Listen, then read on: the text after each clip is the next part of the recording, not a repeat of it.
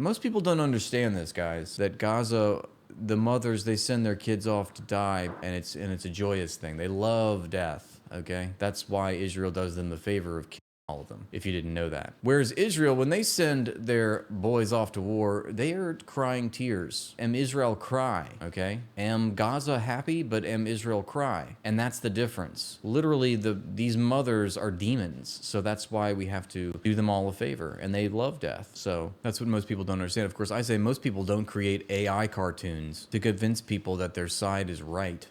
Clown. Some people have commented. It's the only thing he understands, cartoons. As cults go, basically. Yeah, that's a good point, is that all Zionists or all Jewish supremacists have to show for proof of their victimhood is to create AI images or cartoons to depict the fantasy that's living inside their head. Whereas all we have to do is show them pictures of the carnage and the devastation and the destruction that they wrought. There's reality and there's AI cartoon fantasy. And the Zionists want you to believe in the AI cartoon fantasy, and that's why that's all they have to show, because this is not real. This is fanfic from a Zio-sick psychopath. Here's another gaslighting tweet. Mark Israel says, sometimes a picture is worth 1,000,000 words. Here's Egypt's border with Gaza, and here's Egypt's border with Israel. Wow, notice the difference. What are we supposed to learn from this?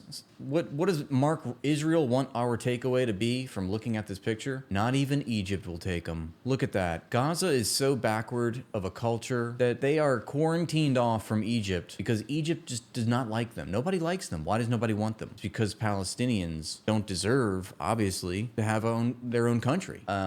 And I say, LOL, wait, no, I did report that. I said, he says, sometimes a picture is worth 1,000,000 words. I said, yes, a picture is. And in this picture, the words are, quote, Israel hermetically sealed Gaza from its neighbors in what is internationally recognized as a crime against humanity. Those are the words we should take away from this picture. And that's exactly true, that Israel controls the border between Gaza and Egypt, and that's acknowledged by every institution you can think of. And that is why post Operation Cast Lead, even before then, but after that operation, because of the blockade that Israel imposed on the Gaza Strip, with its border to Egypt as well as all the other borders, Gaza had to smuggle in via tunnels most of its economy. It became known as the tunnel economy, in fact, because, we hear that the tunnels are for smuggling in weapons. Well, why does a sovereign country feel the need to have to smuggle in weapons into its own country? Every other country can just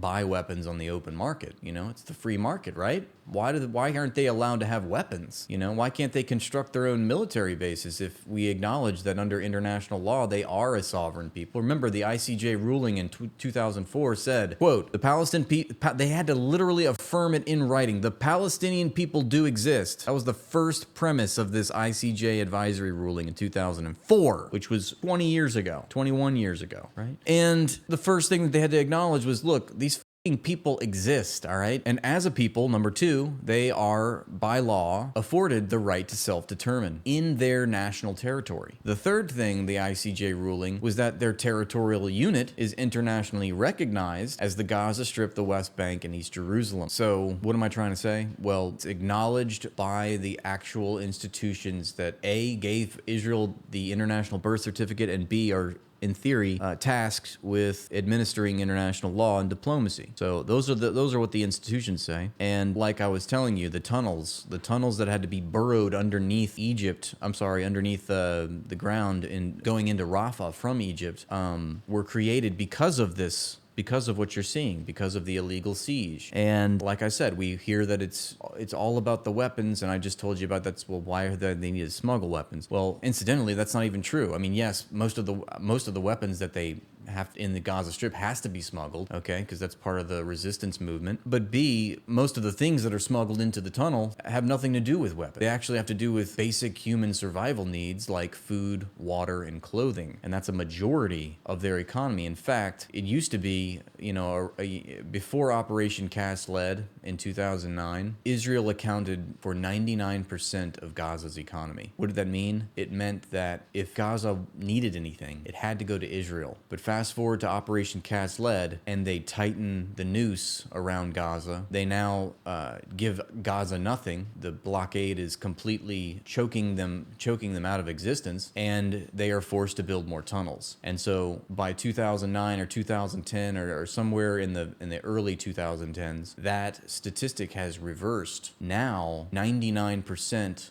of Gaza's economy comes from tunnels and 1% comes from Israel. So before 2009, Gaza's economy was 99% externalized in Israel and 1% came from tunnels. But as Israel mowed its lawn, as they say, and committed more crimes against humanity, leveled these towns and cities and neighborhoods in Gaza, destroyed all the infrastructure that you need to have a society, Gazans are forced to build more tunnels. The proliferation of tunnels now proceeds at an exponential rate. You have hundreds and thousands of new tunnels being used, and a lot of them can't be used, but there's certainly more of them. And like I said, the statistic is reversed. It's now 99%.